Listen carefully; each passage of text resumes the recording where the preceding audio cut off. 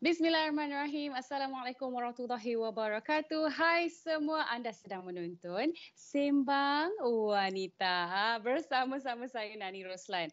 Okey, bagi anda yang setia menonton kami setiap hari Rabu jam 3 petang, terima kasih diucapkan. Dan bagi anda yang baru sahaja join kami first time, pertama kali, terima kasih diucapkan juga. Dan saya nak jemput anda untuk jangan lupa ikuti kami, follow kami, like kami di Mingguan Wanita di setiap platform media sosial. Okey, sebut mengenai media sosial, topik kita pada hari ini boleh dikatakan agak panas sedikit. Tapi saya kira kita semua terlibat sebab apa?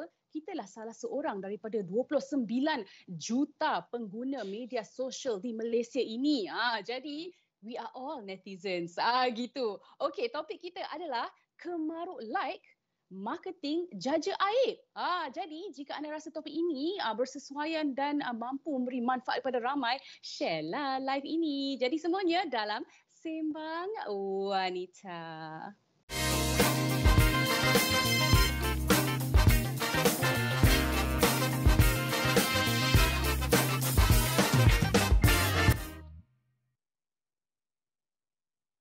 Okey, untuk kupas topik hangat ini, kita nak memperkenalkan tetamu jemputan yang akan menemani saya, iaitu seorang influencer, content creator, apa lagi, TV host, YouTuber, saudara Hizman Huzair. Hai, Assalamualaikum Hizman. Hello, Assalamualaikum semua. Terima kasih kerana berjumpa saya pada hari ini. Terima kasih kerana bersama-sama dengan Sembang Wanita. Okey, sihat ke Hizman? Sihat. Sihat Alhamdulillah. sangat. Alhamdulillah. Okey, apa kata kita terus sahaja ke topik hari ini. Okey, katanya sekarang ni kan Hiz, sebagai netizen yang bertauliah, gitu. Selalu kan kita terjumpa dengan posting-posting yang orang kata membuka aib. Dah tolak tepi dah, malu, tak ada apa, tak ada. So, ini mungkin orang kata macam strategi lah pemasaran yang menjadi-jadi. Tapi kan Hiz, pada pendapat anda, adakah ini orang kata satu, kalau tak ada demand, tak adalah supply-nya. Inilah yang warga net nak. Betul ke pada pandangan you? Itu betul sangat.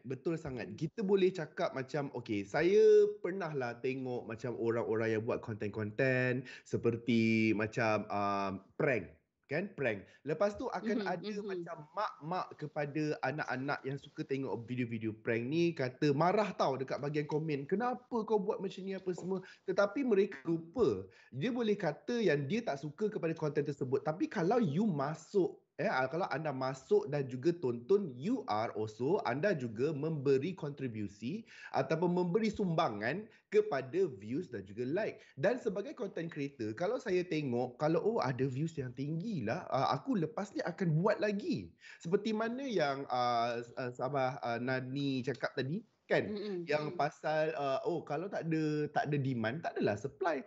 Betul lah. Waima, kalau demand tu sendiri tu tak suka sekalipun, supply itu pasti akan ada. Sebab apa? Berdasarkan views dan juga likes yang orang yang content creator tu dapat. Jadinya kalau saranan saya, kalau kita tak suka, jangan tengok langsung. Janganlah memberi sumbangan kepada likes dan janganlah beri sumbangan kepada views. Kalau tak suka, biarkan dia kat tepi diam-diam. Itu je. Banyak Betul. konten lain yang ilmiah kat luar sana tu.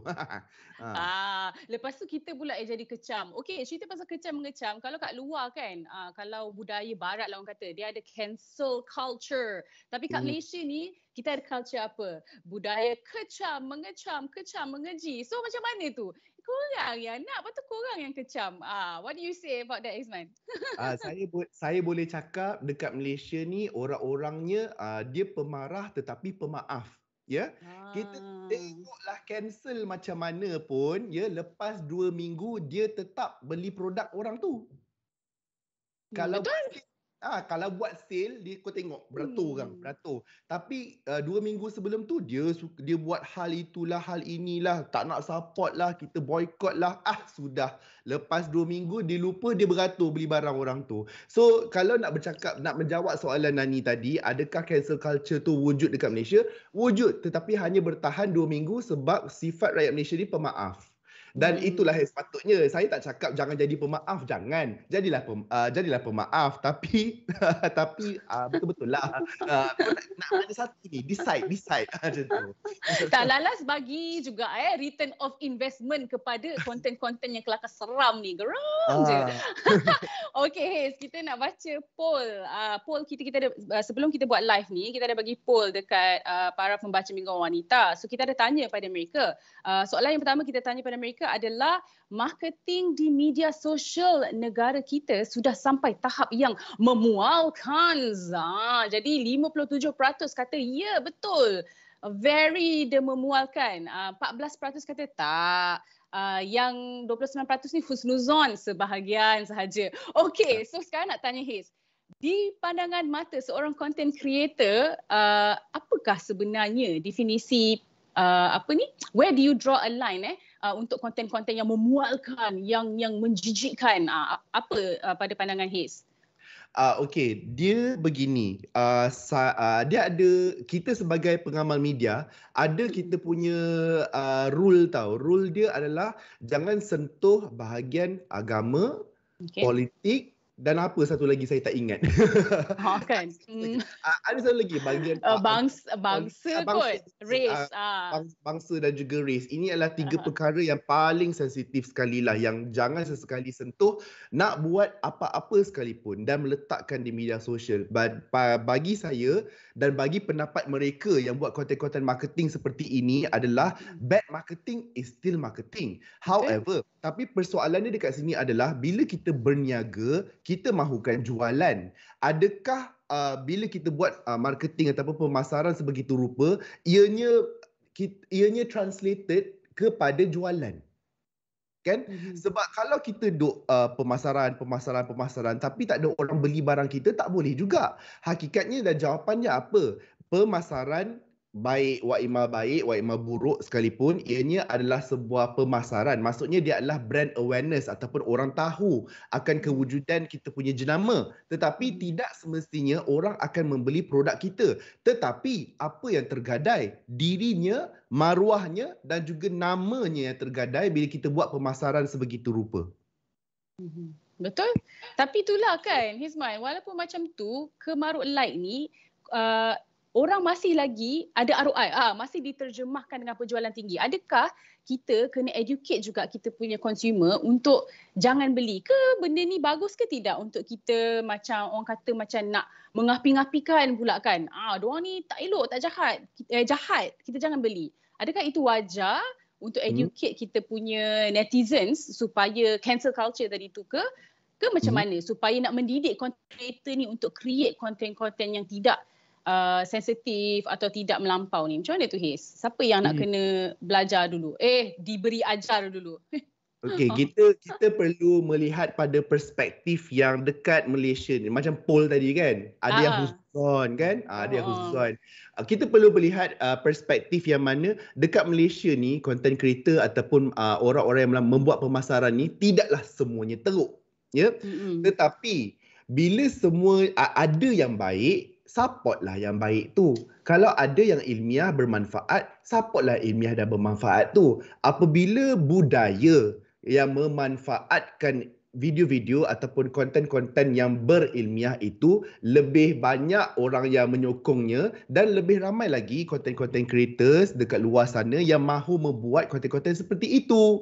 So sekarang ni lepas daripada ni, kalau kita tengok saya sendiri sebagai content creator, kalau saya buat konten yang contohnya ilmiah lah, kalau views dia rendah sangat, tapi saya tengok video sebelah dia buat konten prank.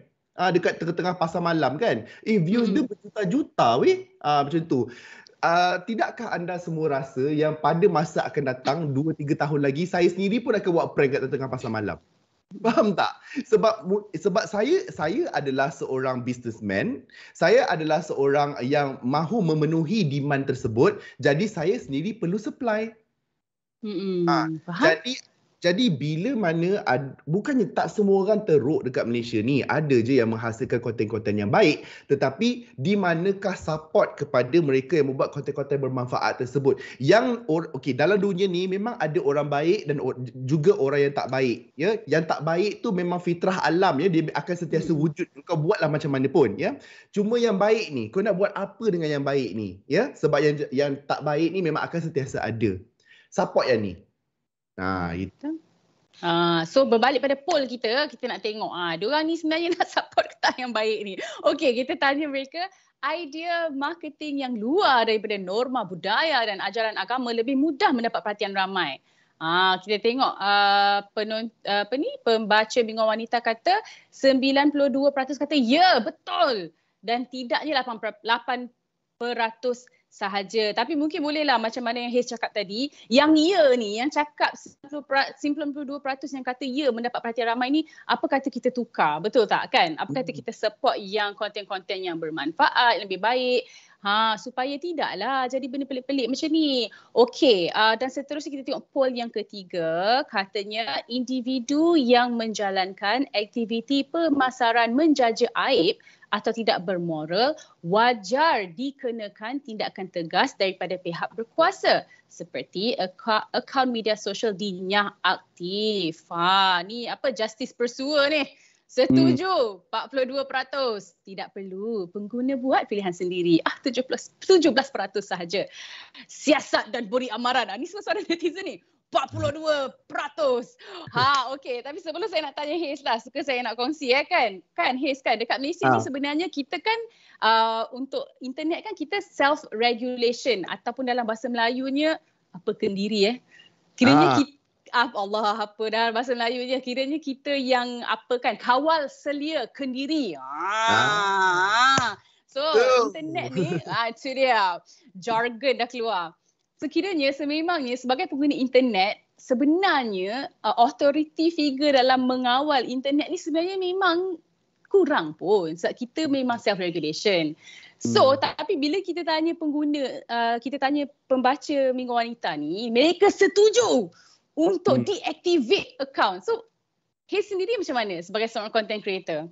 Sebagai seorang content creator, saya tidak setuju jika ada authority yang mengawal kita punya konten-konten dekat Malaysia ni, sebabnya bila kita dah lihat dekat platform-platform media yang lain, contohnya media yang lama, apabila ianya dikawal, ianya menggunakan cita rasa seseorang individu ataupun sesebuah badan sahaja. Tetapi cita rasa orang kepada konten itu banyak dan juga pelbagai jenis. Dan konten-konten yang pelbagai jenis inilah yang menjadikan konten-konten dalam negara kita mampu untuk bercambah dengan lebih baik, dengan idea-idea lebih fresh, kan? Jadi walaupun saya ni tak suka akan authority itu mengawal setia konten-konten saya, kan? Tetapi betul lah apa kata Nani tadi. Kita kan ada penyeliaan kawal kendiri. Apa tadi? Self-regulation. Self-regulation. Dia lebih bagus kalau, sebab ini kita gelarkan sebagai UGC, tempat-tempat seperti UGC tu apa? User generated content. Maksudnya Right. pengguna seperti Nani, seperti saya dan seperti anda semua dekat luar sana yang generate, yang keluarkan sendiri konten-konten tu. Tak kisahlah gambar ke, Twitter ke, video ke dan sebagainya. Maksudnya juga apa dekat sini, bila kita sendiri yang keluarkan konten itu, kita sendiri pun mampu juga mengeluarkan suri tauladan yang tidak baik kepada orang untuk baca apa yang kita telah menulis tu.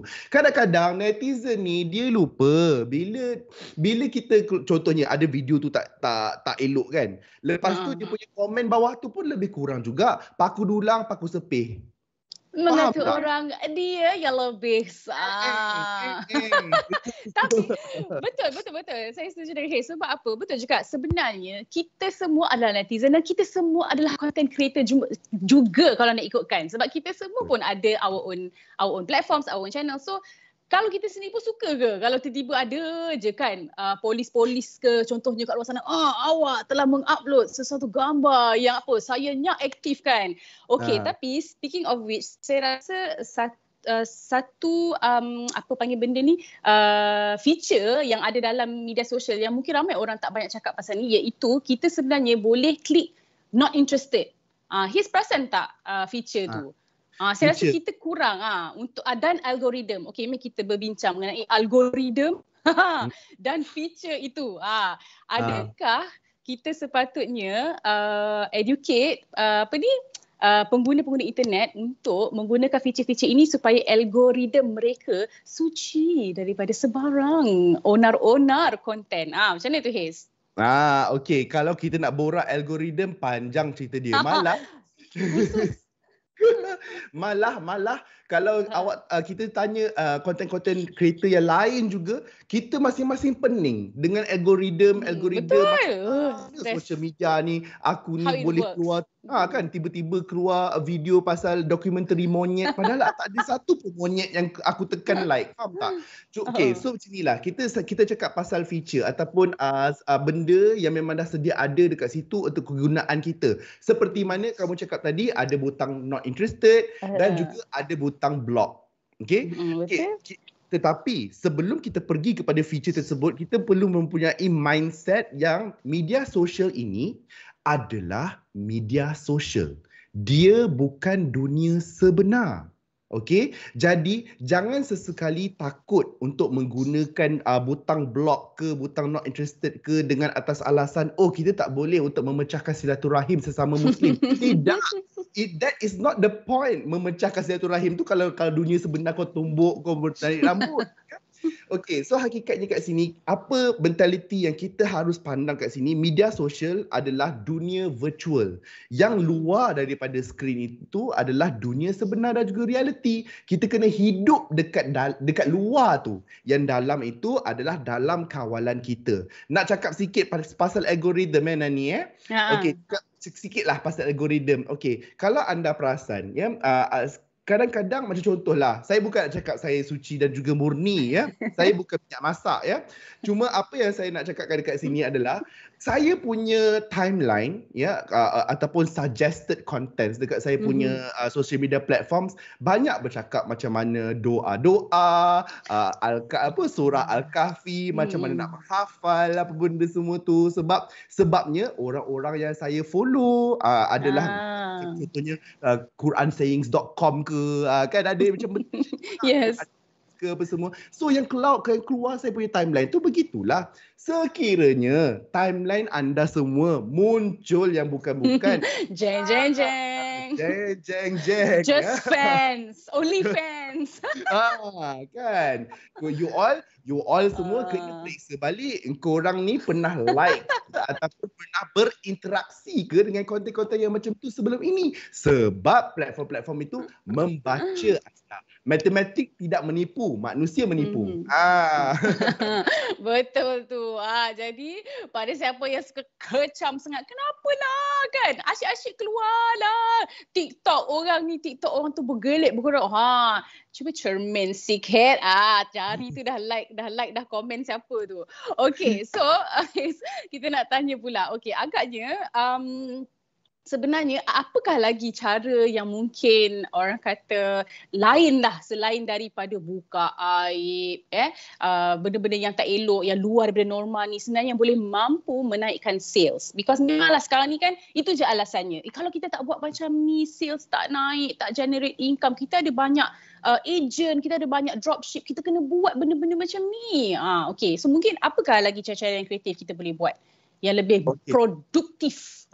Okey, macam ni saya akan bercakap terus teranglah dekat sini Orang yang menggunakan benda-benda yang mudah untuk dapatkan perhatian seperti promosi ataupun marketing murahan minta maaf atas terma saya, marketing murahan seperti ini adalah orang yang malas berfikir.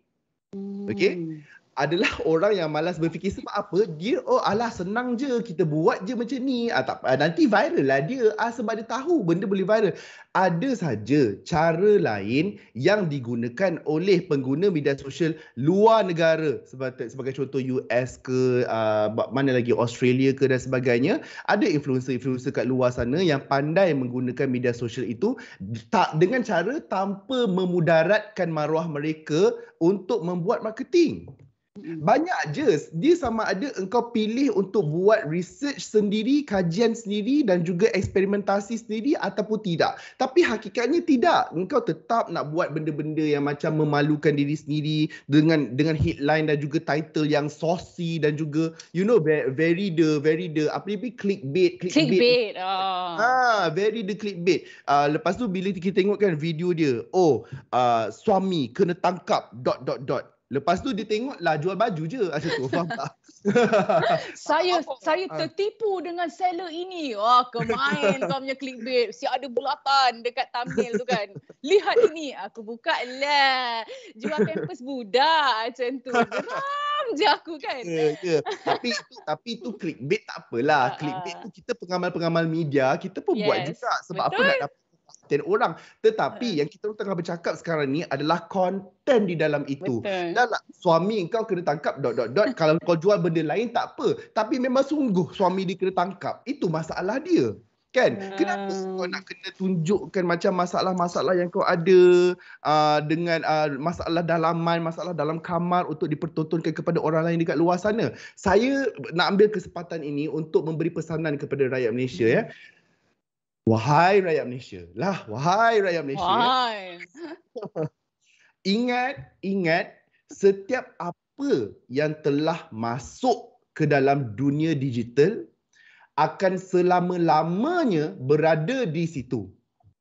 Ingat benda.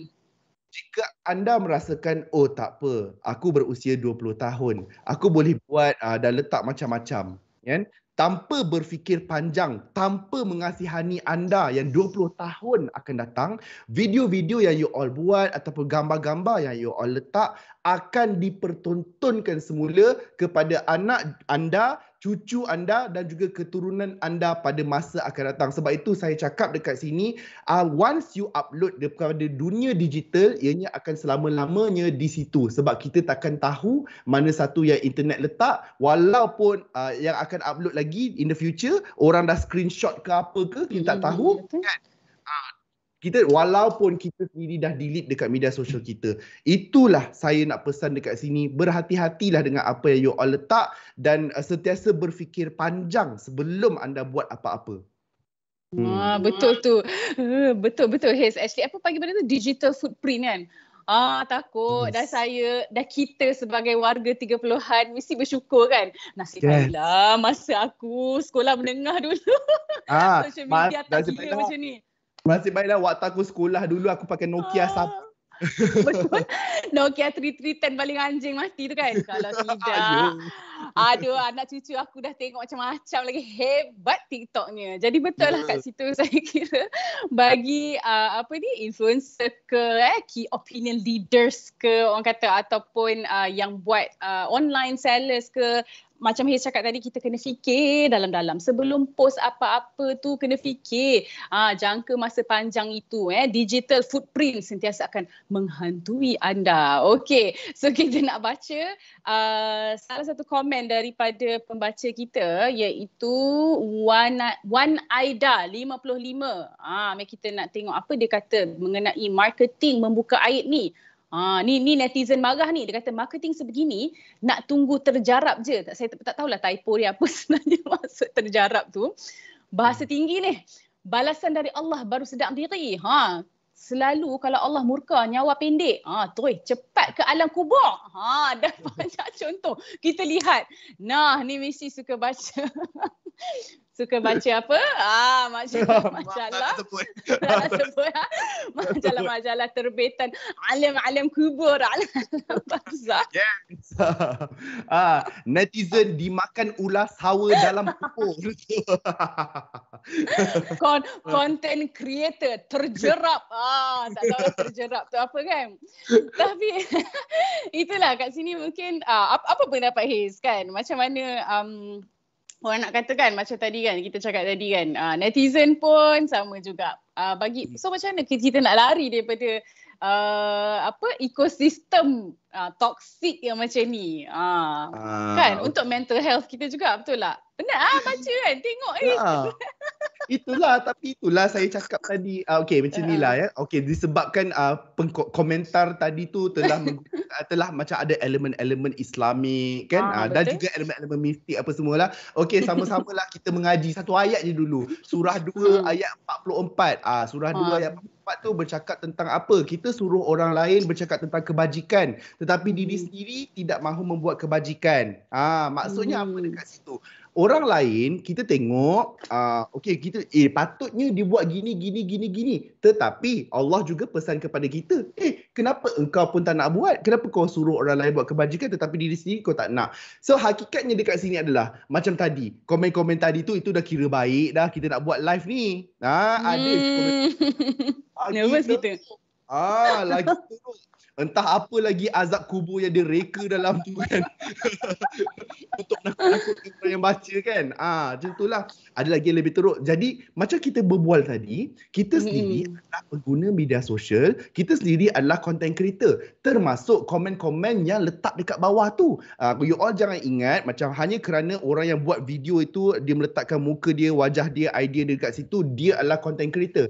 Anda pun telah berinteraksi dengan konten tersebut, maka anda telah menghasilkan sesuatu sebahagian daripada konten tersebut. Jika anda mencarut, jika anda berkata-kata kesat dan sebagainya, digital footprint tuan-tuan dan puan-puan, kalau kawan-kawan lain yang sama juga follow, lepas tu nampak engkau punya komen kat situ, dah macam mana nak letak muka kita dekat mana. Saya pernah dapat Nani dulu waktu zaman dia, okey, saya dah hosting dah lama dah, dari 7-8 tahun macam tu.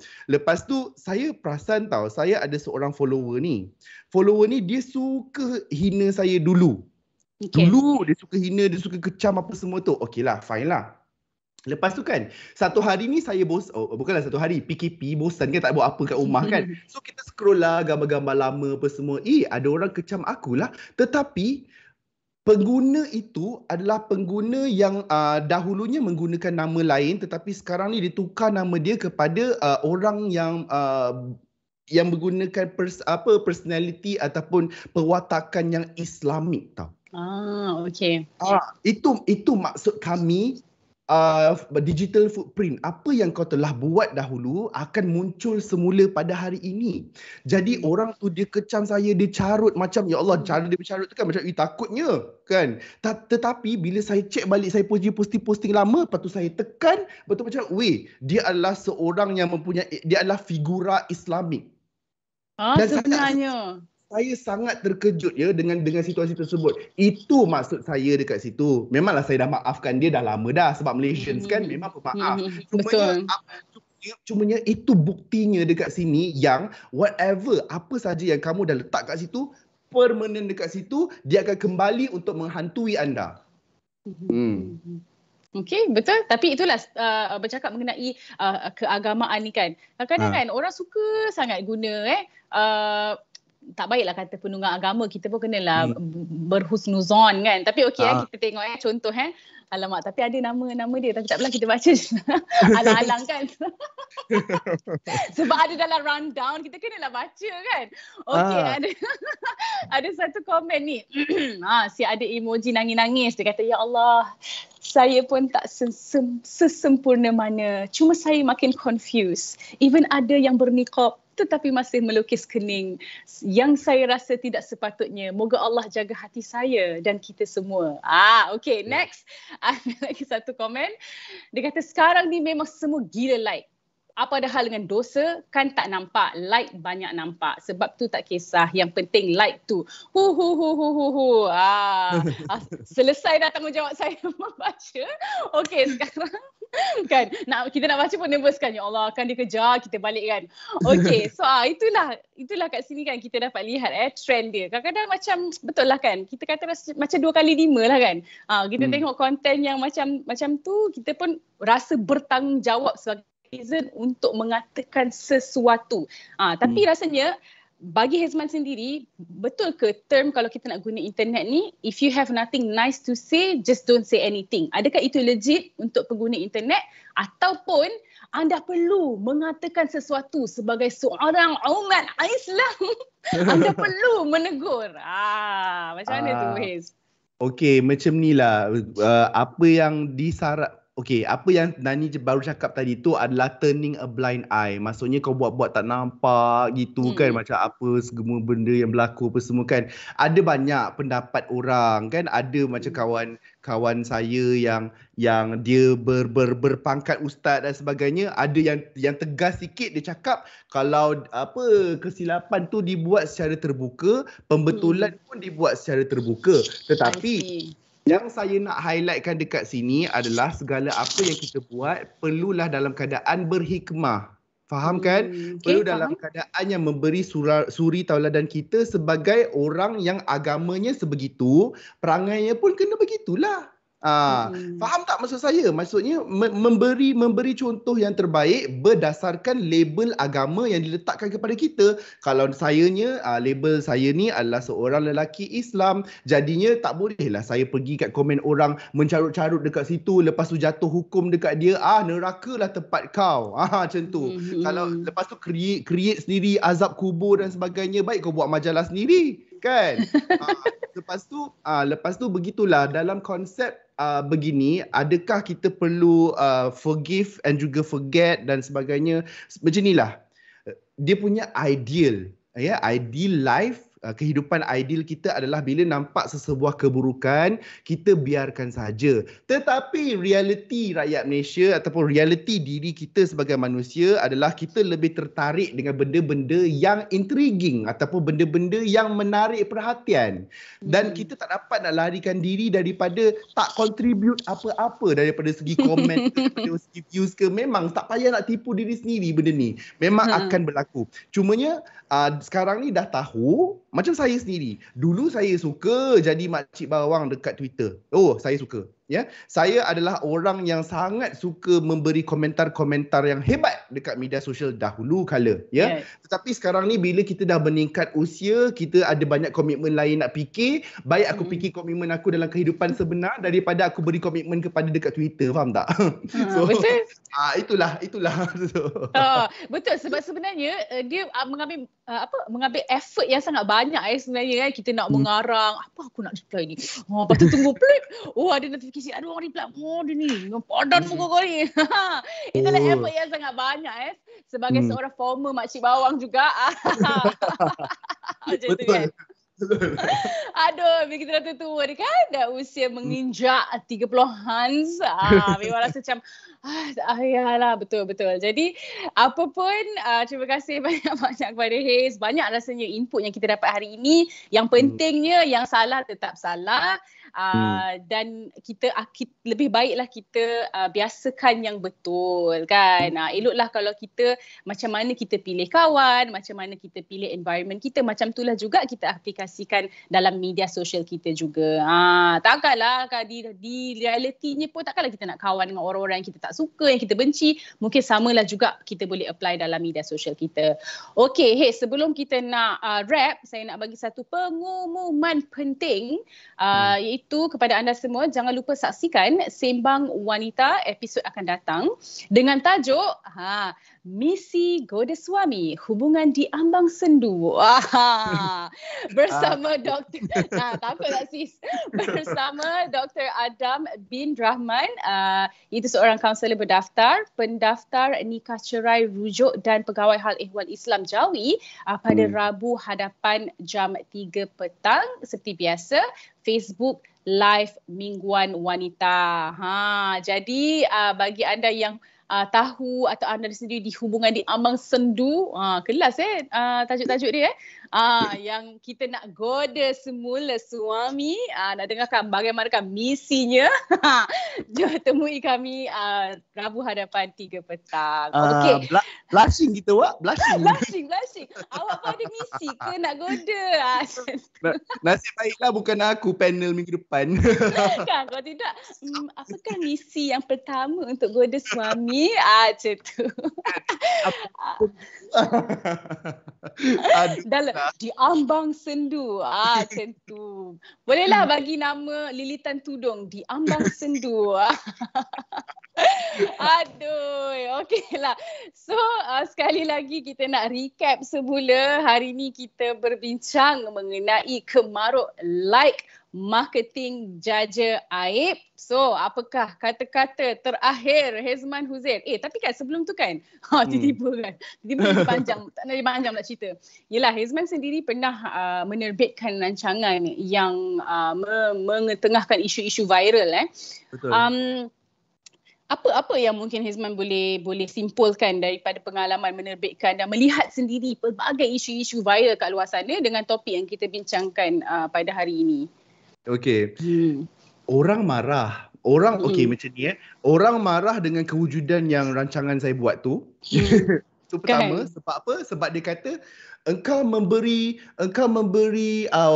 muka ataupun memberi lagi peluang untuk seseorang itu menjadi lebih famous daripada hanya setakat di media sosial. Okey? Itu pertama. Yang kedua adalah apa pengajaran yang kita boleh dapat daripada itu Yang saya balik pada yang pertama tadi. Dia lupa semua orang lupa adalah seseorang tu viral, menjadi popular di media sosial adalah hasil daripada usaha kolektif pengguna-pengguna rakyat Malaysia. Okey? Kalau kita tak sukakan sesuatu perkara tersebut kerana benda itu tidak elok, kan? Orang itu menjadi popular adalah kerana hasil usaha saya, penonton, Nani yang juga contribute kepada populariti seseorang manusia itu. Saya tak boleh cakap macam, aku nak viralkan kau. Kan? Contohnya Nani kan.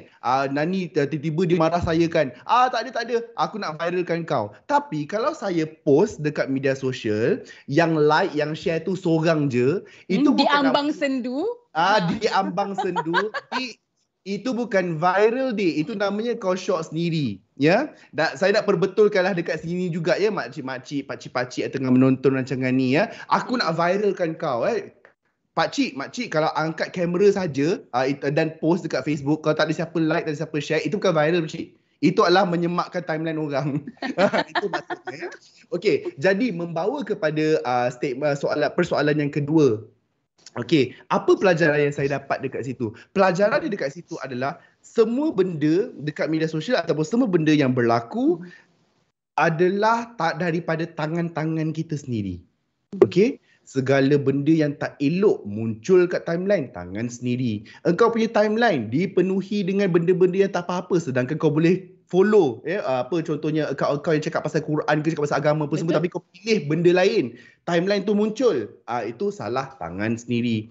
Apabila munculnya peniaga-peniaga yang membuat pemasaran dengan pemasaran murahan seperti ini, dia dapat views tinggi, dia buat lagi pada masa akan datang, tangan sendiri. Ya, dan apabila kita memberi komen-komen negatif, lepas tu benda tu mencemarkan nama sendiri, tidak menggambarkan agama kita, pada masa akan datang anak kita, cucu kita tengok perangai kita dekat media sosial, mereka tak respect kita. Salah siapa? Tangan sendiri. Apa yang kita buat dekat sini, dekat media sosial itu adalah hasil daripada tangan-tangan sendiri. Manfaat dan mudaratnya boleh dilihat, sama ada kalau tidak sekarang, pada masa akan datang. Okey, nampaknya betul.